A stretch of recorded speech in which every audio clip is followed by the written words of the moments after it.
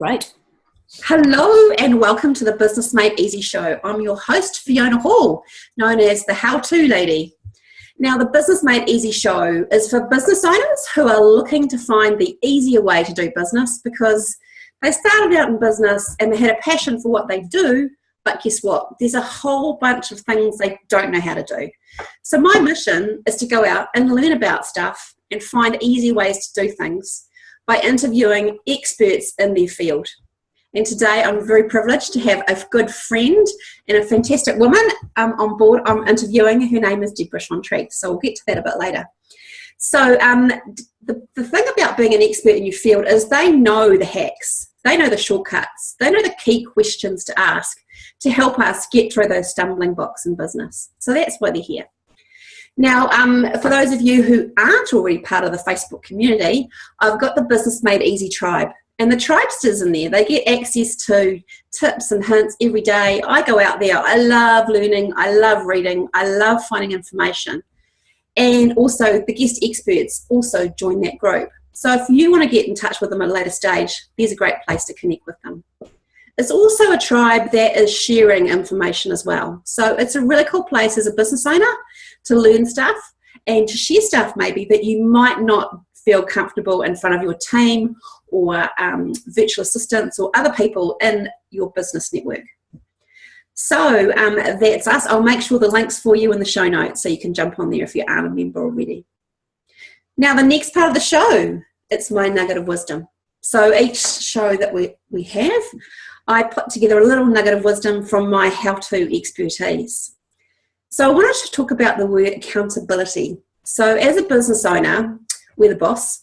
We get to choose how we work and what we do. And that's a great amount of freedom. And that's probably why a lot of us kind of chose to be a business owner, to get access to that freedom, to have more choice, because we felt maybe stifled when we were an employee. The problem with choice is sometimes it can be a bit too freeing and we lose track of being accountable. I know Deb can probably relate to that. We've had conversations about that accountability before. So when you are in charge of making decisions on a daily basis, it can be really easy for us, those creative types, which is probably, I might put my hand up for that one, to lose track of the activities that we actually need to be doing on a daily, weekly basis to get the money coming in. And to focus on the sales-focused activities and all the other things we need to do that maybe we're not so keen on. So being accountable means that you have someone, either it might be your team that you're accountable to, could be a coach, it could be a mentor, it could be a mastermind group, and they help you stay on track. So there's a level of trust, obviously, that needs to be developed when you're going to be accountable to somebody. But I know personally, when I'm not accountable to anybody else but myself, I can definitely deviate from my course. It's part of being a human being. We're all human beings, and we're easily distracted at times. So what I mean by being accountable, I just want to define that a little bit further for you. It means to own the things you know you need to be doing and are not doing. It means being open to feedback and to putting an actionable plan in place. And it also means to dig deep with those feelings and be prepared to be honest and ask for help. I know that ask for help has been my biggest bugbear, my biggest learning curve. And it's still something that I need reminding of now and again. I need a bit of a slap around the head saying, Fiona, stop trying to do it all yourself. So that's my nugget of wisdom for today's show. If that's something that's you can relate to, then I suggest going and asking and finding either one of those ways that I mentioned. Instituting that if you've got a team with your team and being accountable to each other, looking for a coach or a mentor or a mastermind group. Find the method that works for you, because we're all different personalities, and there'll be some things that work better for others than. Know yourself and know what your needs are. But be accountable as a business owner. That will help you go faster rather than getting stuck in your own head. Now, if you want to get a hold of me, you can visit me at my website, which is www.kiffin.co.nz. Now, I'm going to move on to the next part of the show. It's to introduce my guest, the lovely Debra Chantry from Ventel. I met Debra a few years ago when we were attending a business course, and we bonded over our love of learning and inquiring and stretching and growing ourselves. I think that would, yeah, I'm getting a nod from Deb, so I did connect on the right thing there. That's great. Now, Debra is a well-recognised leadership coach, workshop facilitator, inspirational keynote speaker, and author to be. It's very exciting for a new project for her. She's the founder of DebraChantry.com and Eventel. Now, Deb's got a unique mixture of curiosity, experience, and stories that she'll probably interweave, I imagine, through this interview today. She was a finalist in the next Businesswoman of the Year, and her first book that she's going to be putting out, I think it's later this year, I don't know if that's still on track, is called Own It, 25 Ways of Honouring Your Brilliance, which I'm really excited to read. I know that's going to be jam-packed full of wisdom from her. So, Debra, welcome to the show, and tell us this topic. I'm quite excited about it because it's quite, I know you've done some amazing work with Sally Anderson in terms of leadership coaching, and you've really amped it up in terms of what you're delivering to your clients through that process. Would that be right? That's correct, yeah. Yeah. So tell us about you as a leadership coach. Just give us a wee bit of an intro into why you've gone down that track. Okay, so I guess the reason that I got into it is that I find that a lot of people go into business because they're really passionate about something. They end up growing a business which can sometimes end up being a reasonable sort of size, but they get lost within that and they start fighting fires, they start getting overwhelmed and stressed, they start tolerating all kinds of things, and they completely lose their passion to start off with, the reason they went into business. And then they kind of get completely lost in it. And so what I help them to do is to rediscover why they first went into it, what they were passionate about, and then help them to take that passion and turn it into true brilliance. And so when I talk about uncovering your brilliance, it's about, what is it that makes you absolutely unique and really makes your business stand out and can, go at a million miles an hour as opposed to just chugging along slowly. So that's why I got into it, is because I love helping people find that. I'm very much into sharing success and celebrating success. And so part of my motivation for working with people is to actually help them uncover that brilliance, and then we get to celebrate success as well along the way. Nice. So tell me about the topic for the show. Busting through the bullshit that keeps us stuck. Tell us about your passion for that is obviously, evident and stuff I've been seeing that you've been putting out on social media. Tell us about where that's come from. So I think I've been doing this for around about 5 years now, formally, and probably a few more years before that informally. And what I've found is that of all of the people that I work with, whether it be a small business or a reasonably large business, they're all tolerating the same kind of things. And there's a whole list of things that we tolerate. We tolerate being women at home and running, a house and a family and still trying to hold down a job and doing more than we're supposed to be doing in the house. We tolerate not earning enough money. We tolerate, not getting the leads that you want, doing too much activity, never spending enough time with your family and friends. And there's just this list that goes on and on and on and on about the things that we actually tolerate. And the great news is that some of these things can be really easily solved. And once you can solve them, you can imagine how life changes for you, because suddenly you're living a life that is free of tolerances. And it's certainly it's a damn sight easier for a start, but it's also a lot more enjoyable. Yeah. So the three things I want to talk about today are not earning what you want, which is the biggest one that I see in a lot of businesses. Yep. Tolerating doing too much activity and not getting the sales that you need. And then the whole being overwhelmed and stressed. Yeah.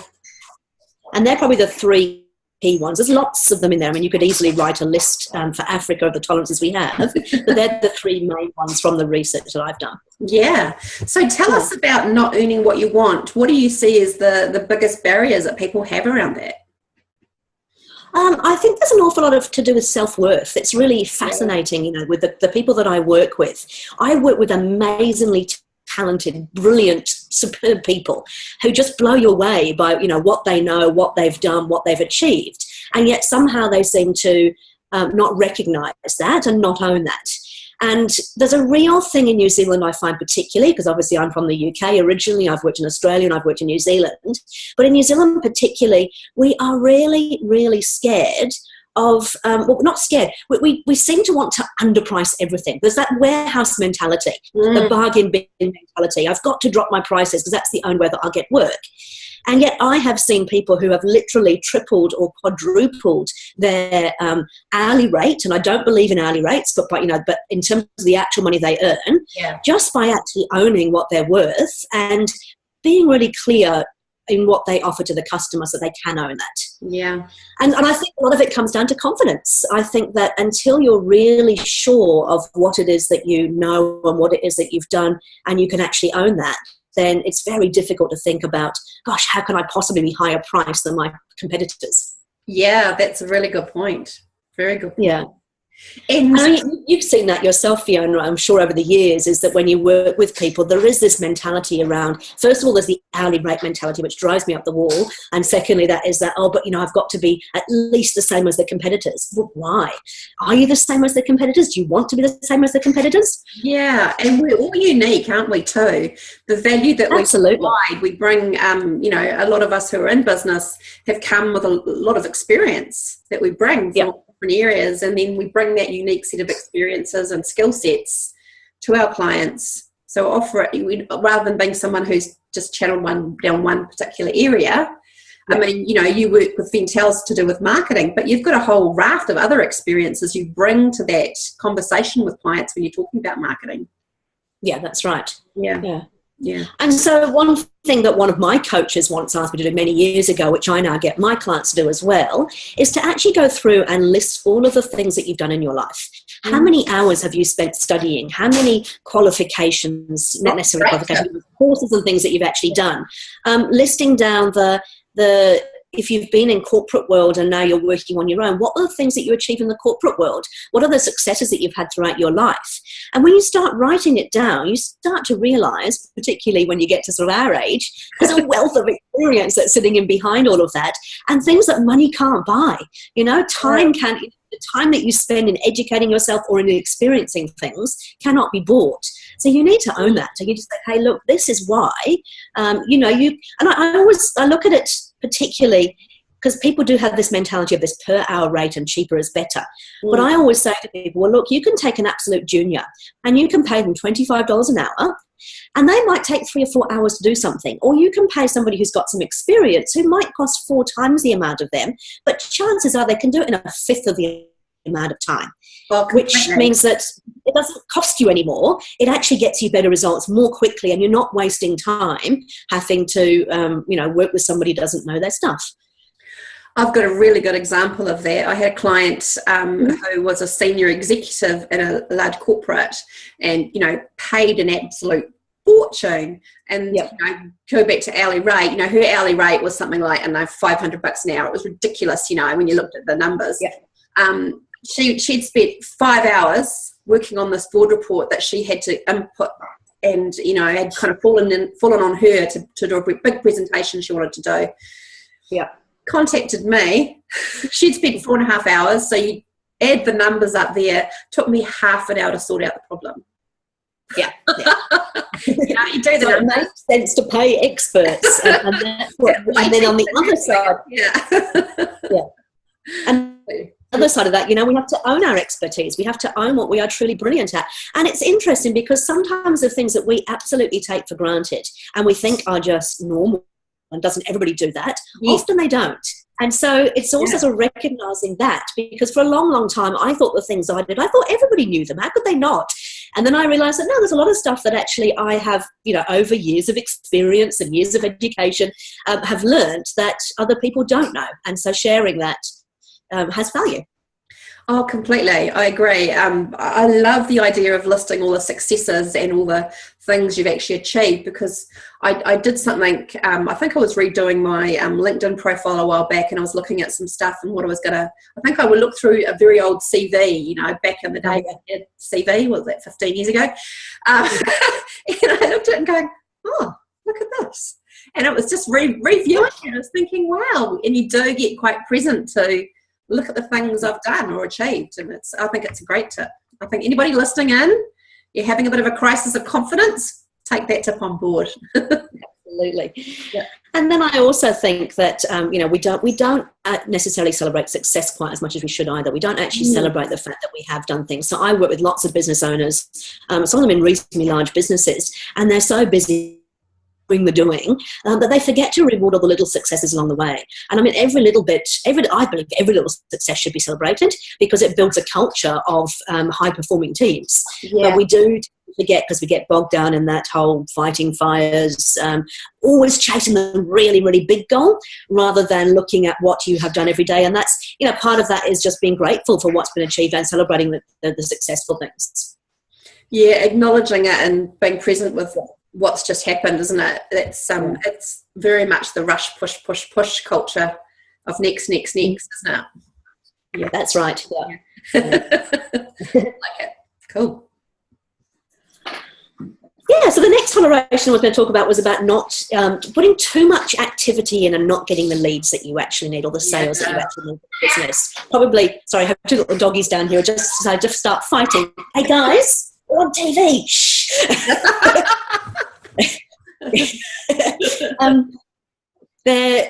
I see a lot of business owners particularly, but also leaders in sort of large organizations doing huge amounts of activity, busy all the time, but they're not really getting the results that they want. And I think that's because, as you said right at the beginning, is we don't focus on accountability.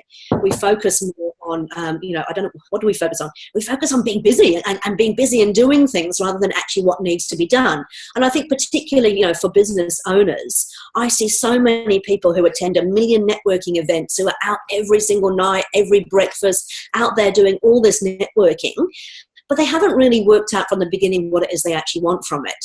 And nor are they doing the maths to make sure it's actually worthwhile. So, I'm not knocking networking events, but you have to treat it like every other activity that you do and say, is it actually worth my time? I have spent 3 hours of my time that has a value of X amount.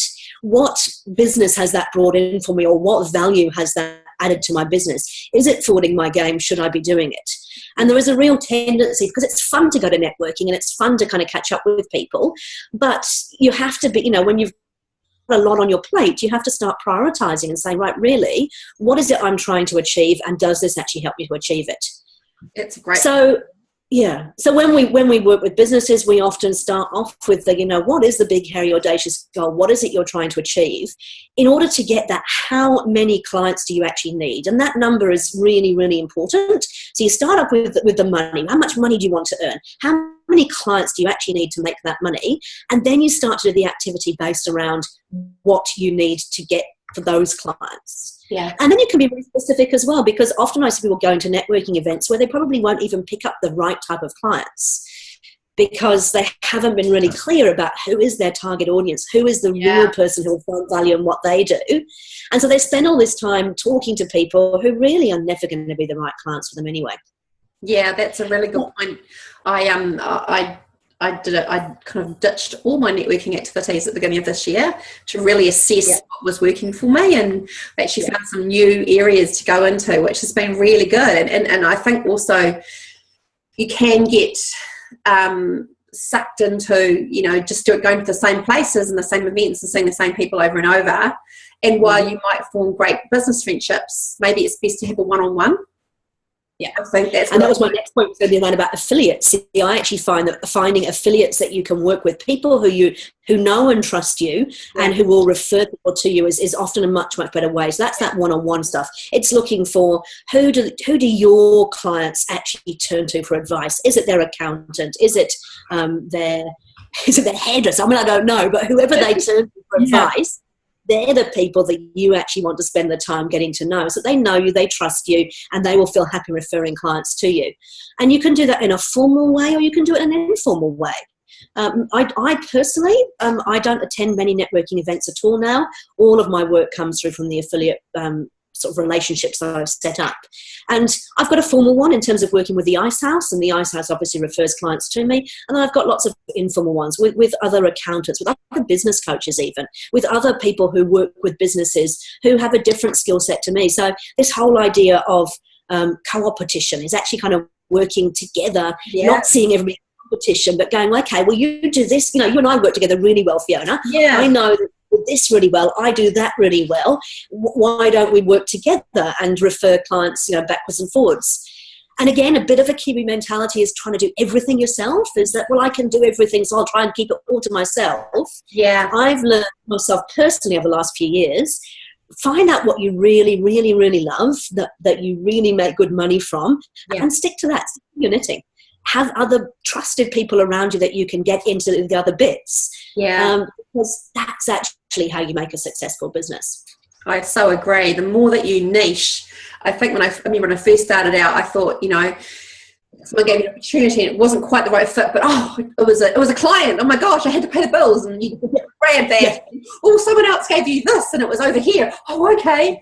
And there was this juggling and always being a little bit on edge, thinking, whoa, I'm pushing outside my comfort zone. And while I probably got other people to help me do those projects, but it was really high anxiety and stress because I was always outside my comfort zone. So I wasn't getting to enjoy it as much as I could, And then now it's fine. You look at the opportunity cost. Yes, exactly. Yeah. Because, when you start, I remember when I first started out, and I think we're all guilty of this. I took on any client that walked in the door because I thought, I've got to pay the bills, I need to have money. And so I would quite literally take anybody that came in the door. And then you'd find that the people you're working with didn't share the same values as you, didn't necessarily value what you had to offer, didn't work in a way that was conducive to you working together. And so as a consequence, you actually end up getting pretty miserable because you're working with people that you don't enjoy working with. Yeah. And also, you're so busy working with those people, you have no time to go out and find the ideal client. Yeah. So now at Zentel and in my Debra Chantry coaching as well, we've got a list of the absolute must-haves for a client. And if a client doesn't meet that criteria and also doesn't see the value in paying us, we just don't go there anymore. And what that has done is it's freed up time to find more of the ideal clients. And it also means that work's is a hell of a lot more fun these days. Well, definitely. I've been doing a lot of work rebranding, getting ready to launch my new website, fionahall.co. And one of the things that I've really identified was this phrase, action taker. I have to work with action takers because I can give people ideas and inspiration and strategies and help them figure out the how-tos. Unless they take the action to implement it, it's no good. They actually don't get any value from me at all. So, really having that tight, I love that, having the must-have list. Anybody listening in? I think that's a key takeaway as well. And it only has to be 3 things, that don't overcomplicate. We talk about business made easy. Yeah. There is a study that was done many, many years ago by the guys who do the Franklin Covey planners. So Franklin Covey basically did a study, and they looked at if you gave people different numbers of things in terms of KPIs. If you gave them 1, 100% of people would actually achieve it. If you gave them 2, also 100% of people would achieve it. Once you got to 3, you'd be lucky if you got 2 or 3 that were actually achieved. And then once you got over 4, it started to actually decline. So the greater number of things you actually gave them. So 4 meant you got 2 done, 5 meant you got 1 done, 6 KPIs, and pretty much you didn't get any of them done particularly well. And that was because the human brain actually works in such a way that 3 actually is a magic number. It's something we can cope with.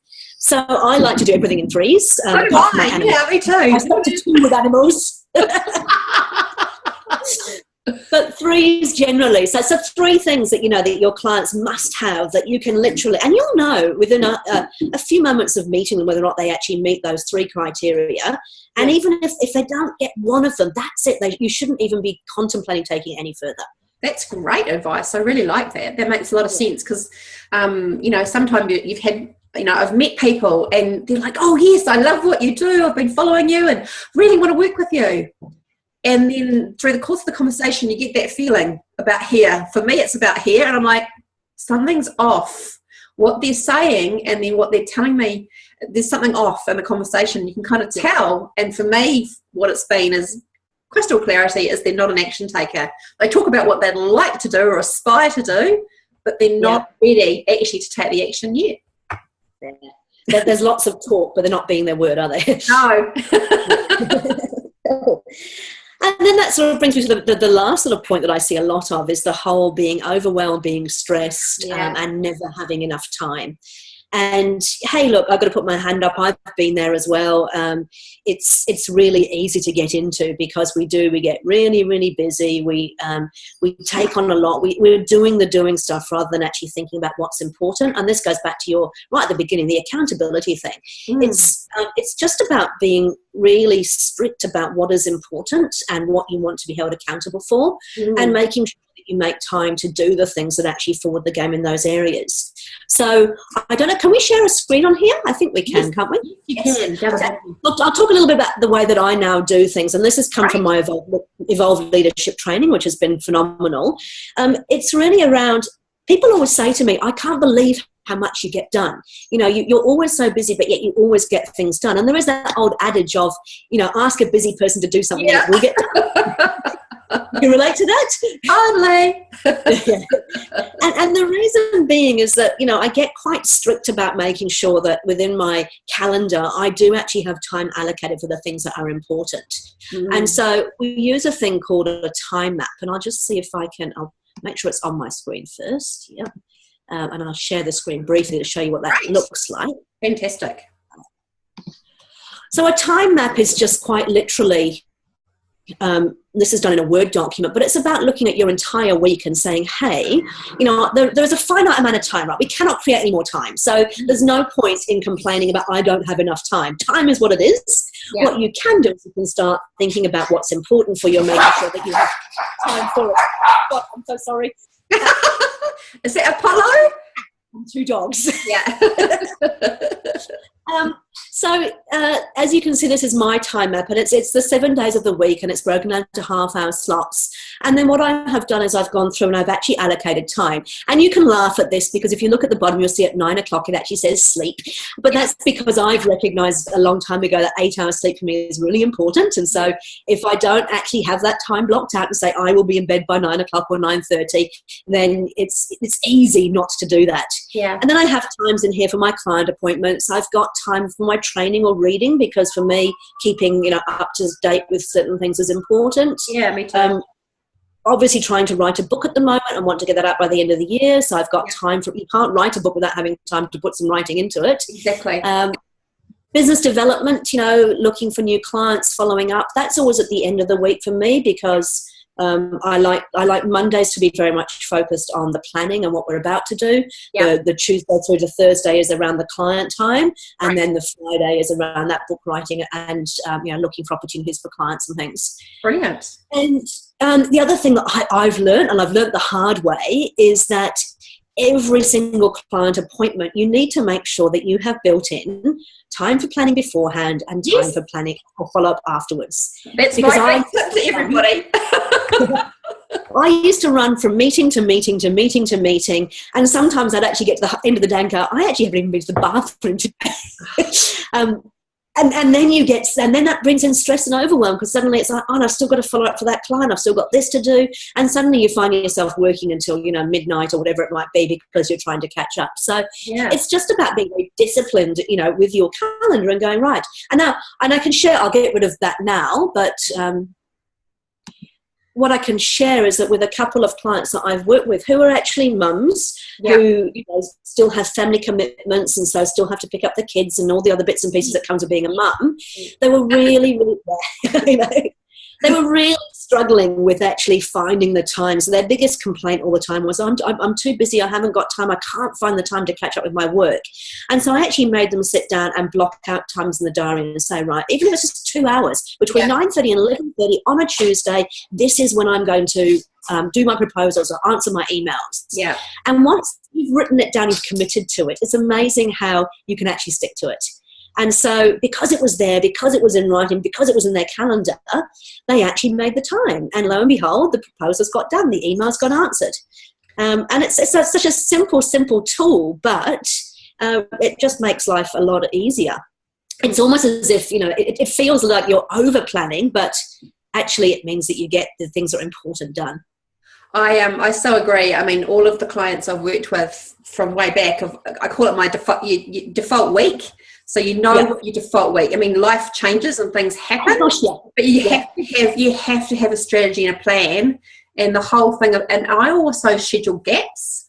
I give myself a 10 or 15 minute window ideally between appointments, just so I can return an urgent email or call if I need to, just to give myself that buffer. So at the end of the day, because, I think, because I designed my life because I wanted to be a parent a certain way.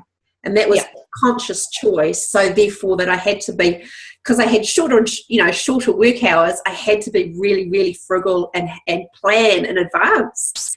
Yeah. And, when my kids were, when I first went back into my business after having my first child, I was only working 20 hours a week maximum.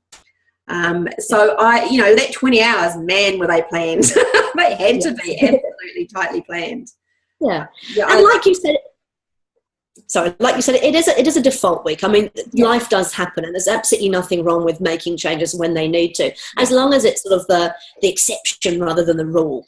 And at least that's what you've got planned. You make a conscious decision to go, right, okay, I'm going to give up my yoga in order to do this, but it's a conscious decision. We're not trying to squeeze yoga in when I've got some time, which of course never happens. Completely. Funny you say that, because the other week my husband was traveling for 3 weeks, and I normally do yoga. My yoga's on a Wednesday night, because if I don't do yoga, then I get a sore back, and then I get resentful when I'm not very productive working, because I sit on my butt in front of a computer. So I know that for me, there's a whole bunch of reasons to do the yoga, so I'm more productive and I can get the work done. So I noticed, just 3 weeks went by, and I just kind of got stuck in a mentality, he's away, so I can't go to yoga, rather than thinking, well, I could work during that, I could work in the, after the kids go to bed, I could do 3 nights where I could work an hour from 9 till 8, 8 till 9, and I could do yoga on a Wednesday morning and carve out. But it was because it was during the day. It's like, taking yoga during the day. And a work hour. But I just had to shuffle, to make it happen, rather than just getting resentful and annoyed and blah, blah, blah, blah, blah, and I can't do that, and then getting sore. So that shift, you really have to think about, when life changes. If going for a walk, after you drop your kids at school, for those mums are listening, half an hour walk, get back home, get back into it. I mean, I noticed, I started dropping my kids a little bit earlier, so I could go for a walk from school, park the car further away, just adding in a bit of exercise to make it work with the lifestyle, rather than thinking I have to go back somewhere else and start again, just thinking about using the time effectively, right? And that's absolutely. Yeah. And I think, one of the things that I always talk about, and it comes from the Evolved Leadership Training, everything is about, is it forwarding your game? And in that example that you gave, your yoga absolutely is. So don't feel guilty about taking an hour out of your work time. If it is forwarding your game in terms of your personal and mental well-being, then it's important enough to be doing. Yeah, and I think that's a lot of I think there's the corporate kind of shoulding that comes into a lot of us as business owners. We kind of, because the corporate structure, which is still very much this way, there's not very much flexibility about the hours and when you work. But the awesome thing about being a business owner, you choose, you design it, and that's an absolute freedom, and just embrace it, I think. Yeah. Cool. Yeah, so I mean, they were the 3 kind of main areas that I found.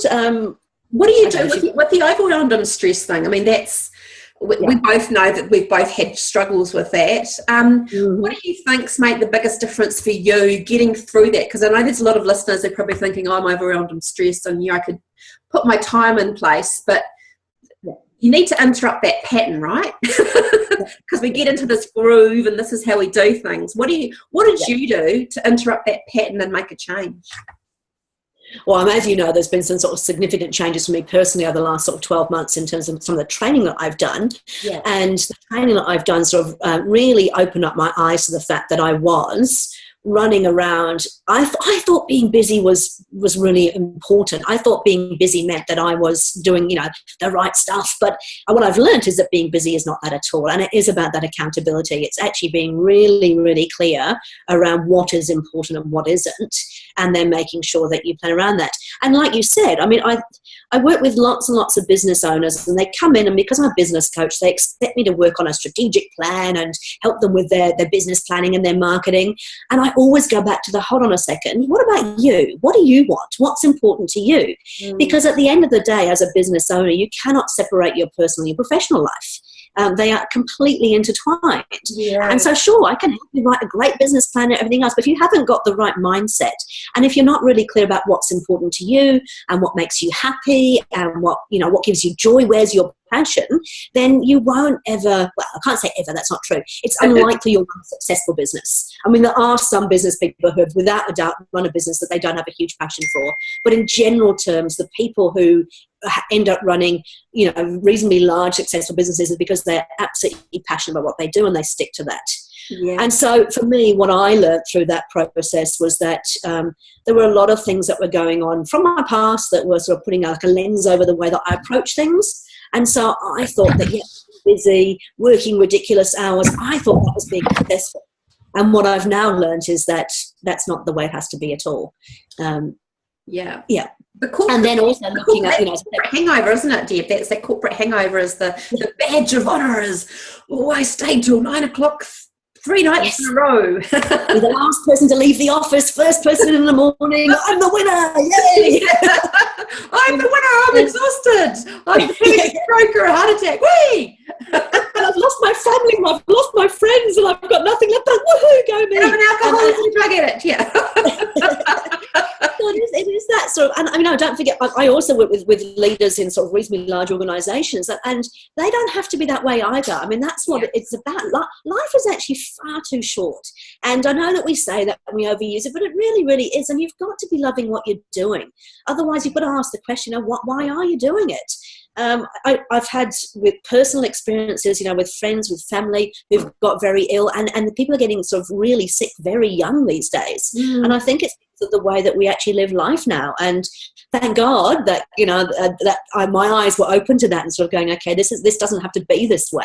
And I think sometimes it's about having, surrounding yourself with people who can help you to understand that as well. Because when you are in a corporate environment, you will get that pressure to do more of the long hours and everything else. Whereas if you can surround yourself with people who realise there's actually a greater reason for being here on this earth, then you will have that support that you need to create that life that you really, really want.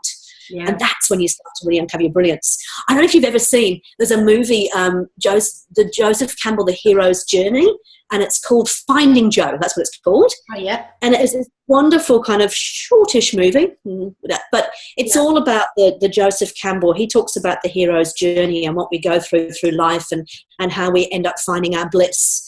And really, really neat way of looking at, we come through all these struggles. There's a reason why we go through those struggles. Then we overcome them.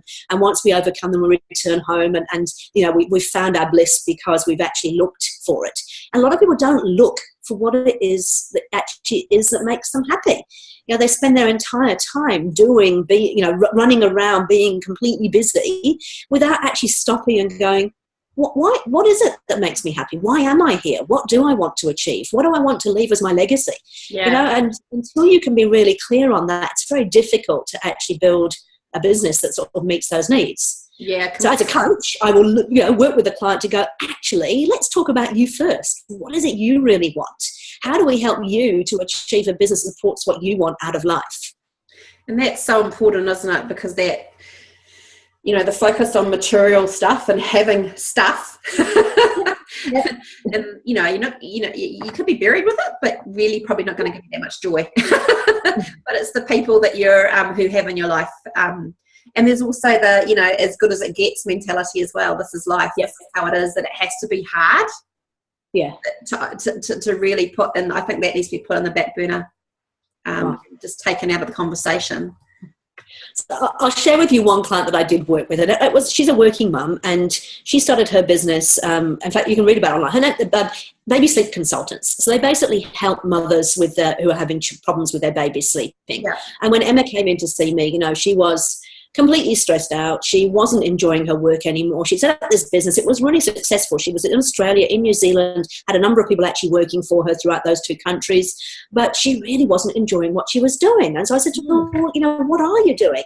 And it turns out that she was doing a lot of the actual work herself, which she didn't enjoy doing, which was actually going out and spending nights with mothers, helping them to help their baby sleep. Well, and she didn't want to be doing that anymore. So I said to her, why don't you stop it? And she went, can I? I went, of course you can. Do anything you like. So with my permission, as she says, she basically went away and she stopped doing all that. So we wrote a list of the things that she loved doing and things she didn't like doing. Yeah. And we decided to basically outsource the stuff she didn't like to do to other people. Great. And so less than 2 months later, she came back into the office, a completely changed person. She was suddenly working a lot less hours. She was back to doing her fitness. She was spending time with the kids. And her business had actually tripled in terms of income. Wow. And I said, what did you do? She said, well, I stopped doing what you told me to stop doing. Sometimes it is as simple as that, as if you stop focusing on the things that aren't sort of really forwarding your game and start focusing on the things that are, and the things that you love, because the things that you love are generally the things that that actually help the business. It can have such a fundamental difference. So suddenly she had a job where she was free to spend time with her family, she was earning good money, she was doing what she really enjoyed, and all because I told her to stop it. I love it. Yeah. Hey, Deb, this has been great. Yeah. I'm sure there's lots of good takeaways for everybody from today's show. For me, the overwhelmed stress type thing, in terms of, really being honest with yourself, that was a biggie, but really reminding me about what it is that you, and also, and dovetailing with that, the stress and the overwhelm, the anxiety, it's probably really linked to the fact that you're doing stuff that you don't love to do. And it's completely interwoven, right? And planning, I love planning, I love organizing and setting up templates and all that kind of fun stuff. But really looking at your time and what are you doing that is actually helping you, not just as a business owner, but as a human being. Like, what do you need to be doing as a person? And actually looking at your business from the perspective of you're a human being with needs. What are those needs? And making sure that interwoven with what you're doing as a business owner. I love that time map concept. Sally shared that with me, obviously. I helped set up the template, by the way. Excellent. Template. Proud mama. But that seeing that, that for me just, shows that, as business owners, people listening in today, really get honest about what it is that you need to do to be the best business owner that you can be. So look at all those things that support you. For me, social time is a biggie. If I'm stuck in my office and I don't get to interact with anybody, and I'm working and doing and creating all these amazing, documents and things, but I don't get to speak to someone, I'm like, I'm lonely. I need that social connection. That's part of what I need. So be mindful about what you need as a business owner and how you want to work. Don't put yourself in a box about how you think it should be. And I love the whole, concept of having, 3 key things about those ideal clients that you want to work with. I love that. I'm a big advocate for the power of 3, because, when you give someone, I give someone homework, I only give them 3 things because I know that it's just too overwhelming to try and fit things in. So, I love that concept of 3 key things actually for your client avatar, for your ideal client. I think that's a great place. And, drilling down obviously with your team and discussing what that is. I suppose that's what you've done with Bridget and in the other members in Ventel and stuff. And so you've all got that real clarity as well. Yeah. Definitely. Thank you. Thank you for joining me today and sharing your little insights of wisdom. So cool to see where you've taken your business, and I'm really excited about your book. Can't wait. First to grab that one when it comes out. The last question I want to ask you, I ask every guest. If you could go back in time and give yourself advice when you were first starting out in business, what piece of advice would you give yourself? So it's quite interesting. It's what you started off the show with, is I would actually say is that get mentors, get advisors, surround yourself with people who can actually help you. Don't do it alone. That's been the biggest learning for me, is I spent many, many years doing it alone, and it was tough and it wasn't enjoyable. And you surround yourself with people, whether it be a formal business mentor or business coach or a mastermind group, or just a group of people who share the same passions as you and who are all on the same page, will really help the business go forward. Yeah, me too. Took me a long time to figure that one out. Many years of in the darkness. What am I doing? crisis of confidence swinging back and forth. That's it. It's a fun game, isn't it? Thank you for joining me on the Business Made Easy show. Next show for the guests, we'll have Michelle Goodrich, who has built a successful online community.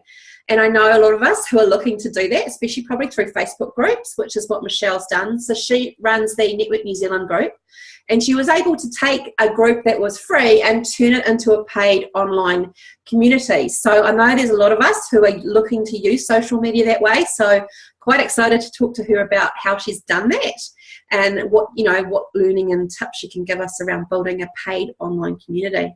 So thank you so much to Deb, and thank you to Rob joining us as well. I'm sorry you're in silence in the background there, little black dot on the screen.